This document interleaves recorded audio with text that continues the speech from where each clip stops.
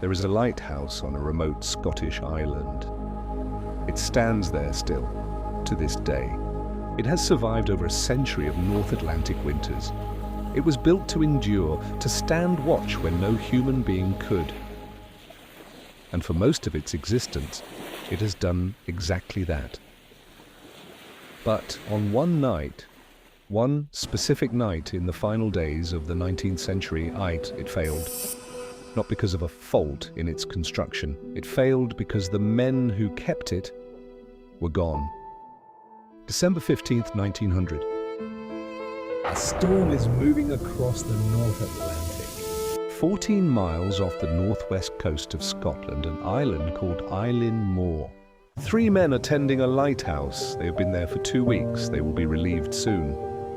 They have done this before. They know what they are doing. But something happens on December 15th. Something that leaves no trace, no note, no signal, no explanation. December in the Flannan Isles is not a gentle thing. The men stationed at Eilean Mòr knew this. They had chosen this life. The transatlantic steamer Arctur was making its way from Philadelphia to the port of Leith in Scotland. As it passed the Flannan Isles in the dead of night, a crew member noticed something wrong. The lighthouse was dark. No beam. No signal. Nothing. The Arctur docked in Leith 3 days later, December 18th. The crew reported what they had seen. The Northern Lighthouse Board was informed. A relief vessel of the Hesperus was dispatched immediately. But the weather was so severe, and it could not reach the island. Not on the 20th, not on the 21st, not on the 22nd. The storm refused to let anyone near, as if the island itself was keeping its secret. 6 days passed, no word from the men inside. December 26, 1900, the Hesperus finally reached Eilean Mòr. Captain Jim Harvey sounded the horn. Once, twice, 3 times. The sound rolled across the water and died against the rocks. No response. He sent up a flare. The light split the grey sky and faded. Still nothing. No. Relief keeper Joseph Moore was sent ashore alone. He climbed the stone steps cut into the cliff. Steps he had climbed many times before. But something was different this time. He felt it before he could name it. A stillness that had no business being there. The gate to the compound closed. The main door closed. He knocked. Nothing. He opened the door and stepped inside. The lighthouse was empty. Moore moved through the lighthouse room by room. What he found was not chaos. It was something more disturbing than chaos, or it was a moment frozen. In the kitchen, a meal half prepared, cold, untouched. On the floor, a chair. Knocked over, not picked up. In the hearth, a fire that had not been lit in days. The clock on the wall stopped. 3 men lived in this lighthouse. 3 experienced men who knew their duty. Men who would never leave a fire unlit in December. Men who would never leave a meal half prepared. Men who would never, under any circumstances, leave that light unattended. Moore found the logbook. The official record, kept daily without fail. He turned to the last entry.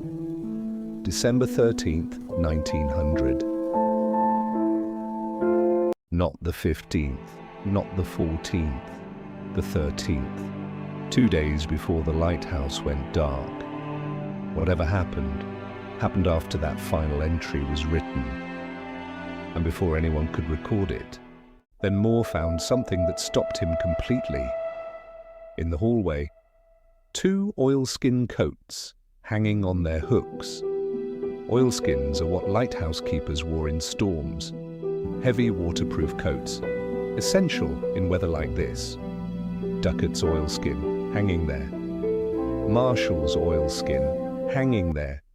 But the third hook, MacArthur's hook, was empty. Think about what this means. Two men went outside in a North Atlantic December storm without their oilskins, without their protection, without the one piece of clothing that could save their lives in those conditions. Why? What did they see that made them run? The search party moved to the western side of the island. What they found there told part of the story. The storm had been catastrophic on this side. Iron railings ripped from their concrete moorings and bent like wire. The iron railway track torn completely from the ground. A supply box stored 108 feet above sea level, destroyed.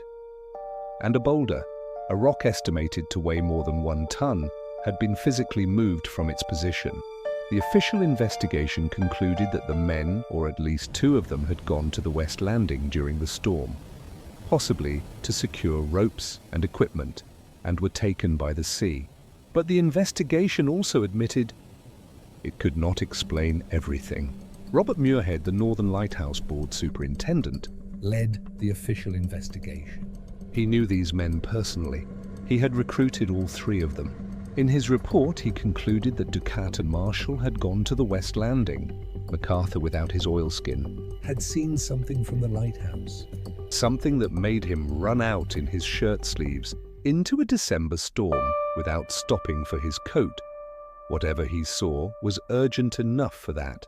But here is what Muirhead could not explain.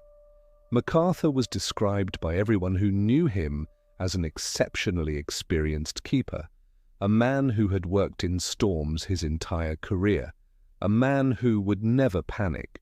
So what did he see? The lamp was still primed, the oil was ready, the wick was set.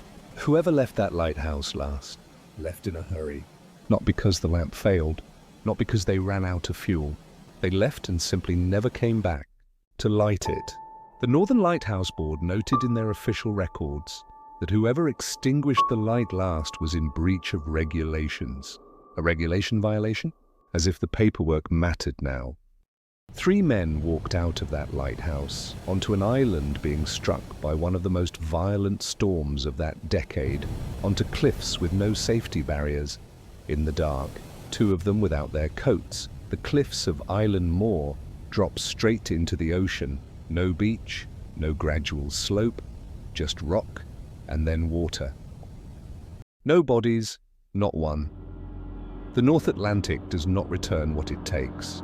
The theories came as they always do. A rogue wave, a single wall of water, striking without warning. Possible, likely even. But unwitnessed.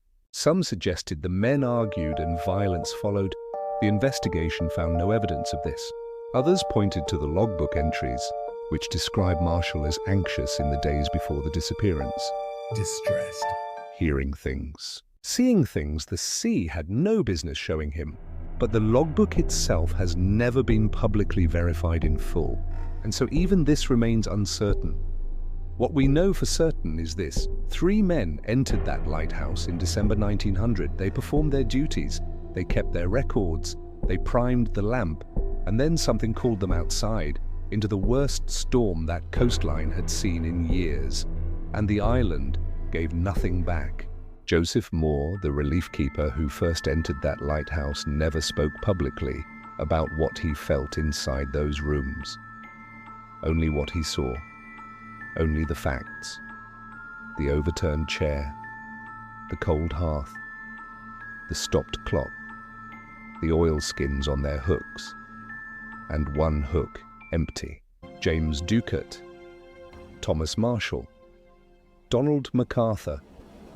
3 men who chose a life at the edge of the world, who kept the light burning so others would not be lost, and who were lost themselves in a darkness no lighthouse could reach. The Flannan Isles Lighthouse continued operating for decades after. Other keepers took their posts. The light was automated in 1971. Today no one lives there.